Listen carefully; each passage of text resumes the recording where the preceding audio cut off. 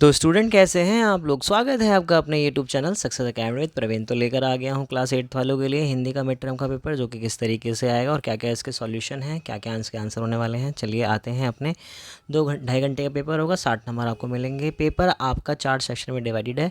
Section A आता है हमारा कुछ इस तरीके से। यहाँ पर आपको मिलेगा अपठित गद्यांश, आपको इसको ध्यानपूर्वक पढ़ना है और इसके आंसर देना। ये आपका आएगा 5 नंबर में। जो जैसे कि पहला क्वेश्चन है हमारा, फर्स्ट क्वेश्चन क्या कह रहा है। फर्स्ट क्वेश्चन कह रहा है कि गद्यांश के अनुसार यदि व्यक्ति द्वारा आवश्यकता अनुसार ही भोजन लिया जाए तो इसका क्या परिणाम होगा। तो अगर हम इसमें इसके आंसर्स को ढूंढें तो हम यहाँ पे चेक करेंगे, तो यहाँ पे क्या होगा, यहाँ पे अन्न की बर्बादी होगी। नेक्स्ट क्वेश्चन है, गद्यांश में अन्न को किस रूप में दिखाया गया है। तो यहाँ पे औषधि के रूप में दिखाया गया है। किसके रूप में दिखाया गया है, औषधि के रूप में दिखाया गया है।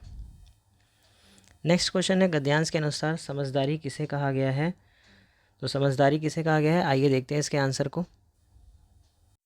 गद्यांश के अनुसार समझदारी उसे कहा गया है जो व्यक्ति ये जानता है कि उसे कब, कितना और क्या खाना चाहिए।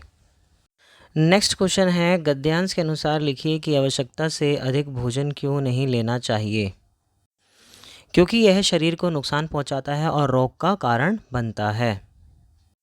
तो बढ़ते हैं अपने नेक्स्ट क्वेश्चन की तरफ, जो कि है निम्नलिखित पद्यांश को पढ़िए और दिए गए प्रश्नों के उत्तर दीजिए। ये इस तरीके से आपका पद्यांश है और इसको आपको पढ़ना है और इसके आंसर्स को देना है, यानी कि ये 5 नंबर का ये भी आपका है। प्रस्तुत पद्यांश में जो रत्न है वो किसे कहा गया है। तो रत्न कहा गया है ओस को।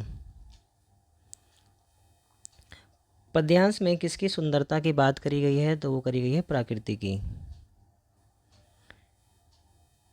पद्यांश के अनुसार कवि ने ओस कणों को कहाँ देखा है। कवि ने ओस कणों को हरी घास, पत्तों और फूलों पर देखा है। नेक्स्ट क्वेश्चन है, पद्यांश के अनुसार ओस कणों को देखकर कवि के मन में क्या भाव आते हैं। ओस कणों को देखकर कवि का मन करता है कि वह इन कणों को अंजलि से भरकर अपने घर ले आए और इनकी सुंदरता पर कविता लिखे। नेक्स्ट क्वेश्चन है हमारा खंड ख, इसमें व्याकरण है। यहाँ पे आपको मिलान करना है। यहाँ पे जो संख्यावाची जो विशेषण है वो कुछ पंखे हो जाएगा, परिमाणवाचक हो जाएगा यहाँ पे 5 किलोग्राम चावल, गुणवाचक विशेषण रहेगा घना पेड़। नेक्स्ट क्वेश्चन की तरफ बढ़ते हैं। निर शब्द से बना, आपको कहीं ना कहीं एक शब्द बनाना है, तो यहाँ से हम लिख देंगे निर्जन। क्या लिख देंगे, निर्जन लिख देंगे इस तरीके से। नेक्स्ट क्वेश्चन है हमारा, आज यहाँ कल वहाँ चले दी गई पंक्ति में क्रिया शब्द पहचान कर लिखिए। तो यहाँ पर हमारा जो क्रिया है वो क्या है, यहाँ पे क्रिया हो जाएगा चले। यहाँ पे क्रिया क्या हो जाएगा, चले हो जाएगा। नेक्स्ट क्वेश्चन है, विदुषी शब्द का लिंग बदल कर लिखना है। तो विदुषी का क्या हो जाएगा, विदुषी का हो जाएगा विद्वान। विद्वान हो जाएगा इस तरीके से। नेक्स्ट क्वेश्चन है आपका, स्वर्ण शब्द का तद्भव लिखिए। अब यहाँ पे स्वर्ण का मतलब क्या होता है, स्वर्ण का मतलब होता है सोना। सोना होता है, सोना। नेक्स्ट है, दुर्गंध शब्द का विपरीत शब्द लिखिए। तो दुर्गंध का होता है सुगंध। नेक्स्ट है, सामने लकड़ी की चौखट पड़ी रहती है। अब यहाँ पे आपको क्या बताना है कि रेखा के शब्दों का वचन बदल कर लिखे। तो यहाँ पे क्या हो जाएगा, लकड़ी का क्या हो जाएगा, लकड़ियाँ हो जाएगा। क्या हो जाएगा, लकड़ियाँ। तो यहाँ पे हम लिख देंगे इसके आंसर को, यहाँ पे लकड़ियाँ।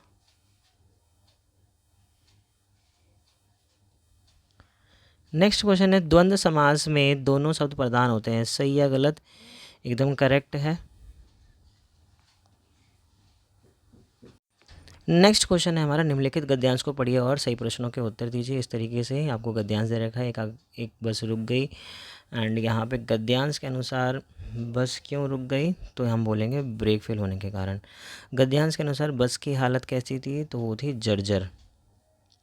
नेक्स्ट क्वेश्चन है, गद्यांश के अनुसार रास्ते दोनों तरफ क्या दिखाई दे रहे थे। रास्ते के दोनों तरफ क्या थे, तो हम बोलेंगे रास्ते के दोनों तरफ पेड़ दिखाई दे रहे थे। लेखक ने इंजन में पेट्रोल डालने की प्रक्रिया तुलना किससे की है। तो यहाँ पे की है माँ द्वारा दूध पिलाने से।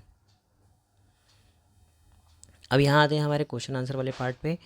फर्स्ट क्वेश्चन क्या कह रहा है, मशीनी युग के कारण प्रभावित हुए किन्हीं 2 उद्योगों का नाम बताना है। यहाँ पे मशीनी युग के कारण प्रभावित हुए 2 उद्योग हैं, कुटीर उद्योग और पैतृक धंधे। जैसे लाख की चूड़ियाँ बनाने का काम मशीनों के आने से कारीगर का रोजगार छिन गया और वे क्या हो गए, बेरोजगार हो गए।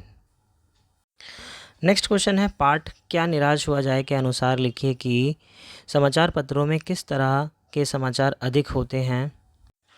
पाठ क्या निराश हुआ जाए के अनुसार समाचार पत्रों में चोरी, डकैती, तस्करी, भ्रष्टाचार और हिंसा के समाचार अधिक होते हैं। नेक्स्ट क्वेश्चन है, बस की यात्रा में किन्हीं 2 आंदोलनों का नाम आया है, उन दोनों आंदोलनों के नाम बताइए। तो वह 2 आंदोलन कौन कौन से हैं, असहयोग आंदोलन और सविनय अवज्ञा आंदोलन। क्वेश्चन नंबर 6 जो है, इसमें भी आपको किन्हीं 2 प्रश्नों के उत्तर देने हैं, जो कि 2 प्रश्न के उत्तर देने हैं। हर एक क्वेश्चन 3 नंबर का है। पाठ लाख की चूड़ियों में बदलू के जीवन पर कांच की चूड़ियों के बढ़ते प्रचलन का क्या प्रभाव पड़ा। लाख की चूड़ियाँ बनाने वाले कारीगर बदलू के जीवन पर कांच की चूड़ियों के बढ़ते प्रचलन का बहुत बुरा प्रभाव पड़ा। उसका व्यवसाय बंद हो गया और वह बेरोजगार हो गया। नेक्स्ट क्वेश्चन है, आँख के बदले आँख का सिद्धांत पूरी दुनिया को धंधा कर देगा। पाठ क्या निराश हुआ जाए के आलोक में दिए गए कथन पर अपने विचार लिखिए। इस कथन का यह अर्थ है कि यदि हम बुराई का जवाब बुराई से देंगे तो दुनिया में केवल बुराई ही रह जाएगी। पाठ क्या निराश हुआ जाए में लेखक ने यह बताने का प्रयास किया है कि हमें नकारात्मक के बजाय अच्छी चीज़ों पर ध्यान देना चाहिए। नेक्स्ट क्वेश्चन है, बस की यात्रा में लेखक ने पाठ के अंत में पन्ना पहुंचने की उम्मीद क्यों छोड़ दी। पाठ बस की यात्रा में लेखक ने पन्ना पहुंचने की उम्मीद इसलिए छोड़ दी थी क्योंकि बस की हालत बहुत ख़राब थी। बस बार बार ख़राब हो रही थी और ऐसा लग रहा था कि वह कभी भी कहीं भी रुक सकती है। इसलिए लेखक को लगने लगा था कि वह अब कभी पन्ना नहीं पहुंच पाएगा। नेक्स्ट क्वेश्चन है, निम्नलिखित पद्यांश को पढ़िए और उत्तर दीजिए। यहाँ पे आपको पद्यांश दे रखा है और इसके पढ़ के आपको उत्तर देने हैं। तो पहला पद्यांश में इसमें क्या बोला गया है, पद्यांश में किस भाव को दर्शाया गया है, तो दर्शाया गया है निराशा को। पद्यांश में सूरज डूबना किस समय को दर्शाता है, शाम को दर्शाता है। पद्यांश में गंतव्य का अर्थ क्या है, तो है यात्रा का अंतिम स्थान।